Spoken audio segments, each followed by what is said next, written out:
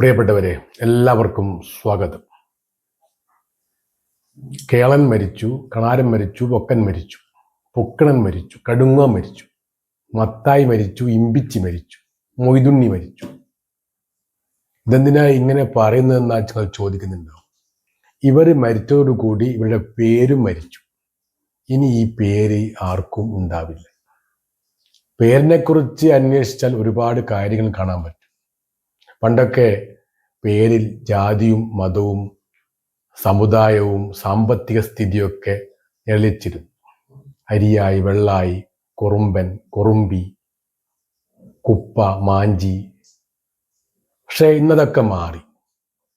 ഇന്ന് നമ്മുടെ നാട്ടിൽ ഒന്നും രണ്ടും പേരൊക്കെ ചിലർക്കുണ്ടാവും. ചില കുട്ടികൾ നമ്മൾ ചക്കരെ, കുട്ടാപ്പി, ലുട്ടാപ്പി, പൊന്നു, ചിന്നു എന്നൊക്കെ വിളിക്കും. ആരെങ്കിലും യഥാർത്ഥ പേര് ചോദിച്ചാൽ കൊഴുങ്ങിയെ തന്നെ, ആർക്കും അറിയില്ല. പിന്നീട് പേരിൽ പല മാറ്റങ്ങൾ ഉണ്ടായി. ദൈവങ്ങളുടെ പേര് ധാരാളം വന്നു. രാമനും കൃഷ്ണനും ഫൽഗുനനും ദിവാകരനും ഗോപാലനൊക്കെ വന്നു. ചിലര് പേരിന്റെ കൂടെ വാല് വെച്ചു, ചിലര് പേരിന്റെ കൂടെയുള്ള വാല് മുറിച്ചു കളഞ്ഞു. പണ്ടൊക്കെ പേരങ്ങിടല, ഒരു പേര് മതി, അപ്പുറത്തൊന്നാണു ഇപ്പുറത്തൊന്നാണു, അങ്ങോട്ടത്തും ബാബുവാണെങ്കിൽ ഇങ്ങോട്ടത്തും ബാബു, അത്ര ശ്രദ്ധിച്ചിരുന്നില്ല. പിന്നീട് രക്ഷിതാക്കൾക്ക് തോന്നി നല്ല പേരായിരിക്കണം, വ്യത്യസ്തമായിരിക്കണം. അവരതിനു വേണ്ടി പുസ്തകമൊക്കെ വാങ്ങി നോക്കി. കുട്ടികൾക്കിടാൻ 1000 പേരുകൾ അല്ലെ ആരുടെ അന്വേഷിച്ചു. ചിലര് പേരുമായി ബന്ധപ്പെട്ട് തമാശ പറഞ്ഞിട്ടുണ്ട്. നമ്മുടെ അക്ബർ കക്കട്ടിൽ മാഷ് പറഞ്ഞു, അച്ഛൻ്റെ അമ്മേൻ്റെയും പേരിൻ്റെ ആദ്യാക്ഷരം പേരാക്കി മാറ്റുന്ന ഒരു രീതിയുണ്ട്.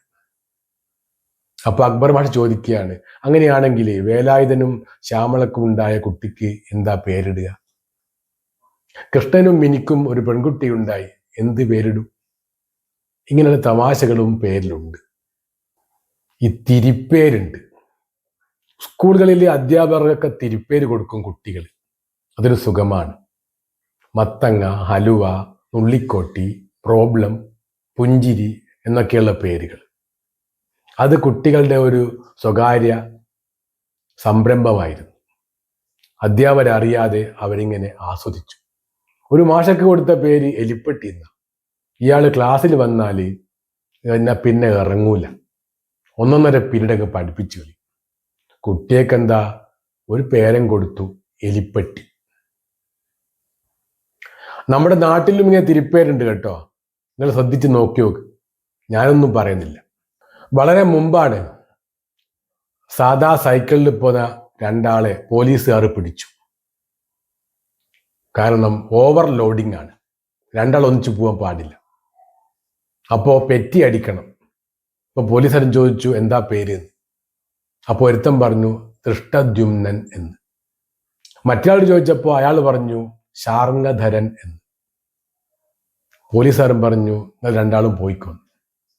അപ്പൊ അടുത്ത് നിൽക്കുന്ന മറ്റേ പോലീസുകാരൻ ചോദിച്ചു, അല്ല സാറേ, നിങ്ങൾ ഇതിനെ ഓറെ വിട്ടുകഴിഞ്ഞ് എന്തെങ്കിലും കയ്യിൽ തടയൂല്ലേനോ? അന്നേരമാണ് യഥാർത്ഥ സംഭവം പറയുന്നത്. ഈ 4ാം ക്ലാസ്സുകാരനായ പോലീസുകാരൻ പറയുകയാണ്, ഓലെ പേരെഴുതുവേ ഉമ്മക്കാവൂലടോ, ഓല് പോട്ടെ. പേരിനേക്കാൾ വലിയ സ്ഥലപ്പേരുള്ള എഴുത്തുകാരുണ്ട് കേട്ടോ. മലയാറ്റൂർ രാമകൃഷ്ണൻ, തകഴി ശിവശങ്കരപ്പിള്ള, അവരൊക്കെ മലയാറ്റൂർ എന്ന് പറഞ്ഞാൽ മതി, മനസ്സിലായിക്കൊള്ളും. തകഴി എന്ന് പറഞ്ഞാൽ മതി, എല്ലാവർക്കും വ്യക്തമാകും.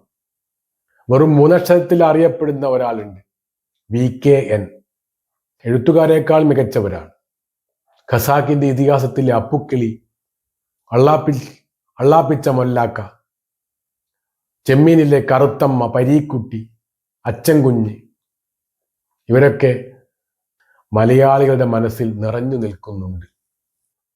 ഇപ്പോഴത്തെ പേരിലൊക്കെ പുതിയ ട്രെൻഡാണ്. ആർക്കും ഇല്ലാത്ത പേരിടണമെന്ന രക്ഷിതാക്കൾ താല്പര്യം. അതിനുവേണ്ടി അവർ ഗൂഗിൾ സെർച്ച് ചെയ്യും, പുസ്തകങ്ങൾ നോക്കും, ആൾക്കാരോട് ചോദിക്കും, എന്നിട്ട് നല്ലൊരു പേരിടും.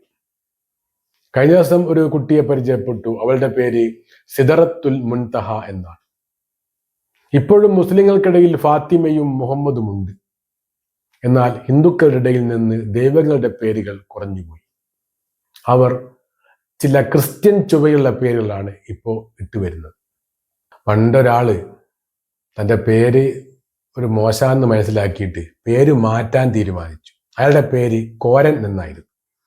ആൾക്കാരൊക്കെ ക്ഷണിച്ചു വരുത്തി, രാത്രിയാണ്, ഭക്ഷണമൊക്കെ കൊടുത്ത് കോരൻ്റെ പേര് രാമൻ എന്നാക്കി മാറ്റി. അപ്പോൾ ആൾക്കാർ യാത്ര ചോദിച്ച് പുറത്തിറങ്ങുമ്പം വിളിച്ചത് കോര ഞാളിങ് പോട്ടെ എന്നാണ്. നന്ദി.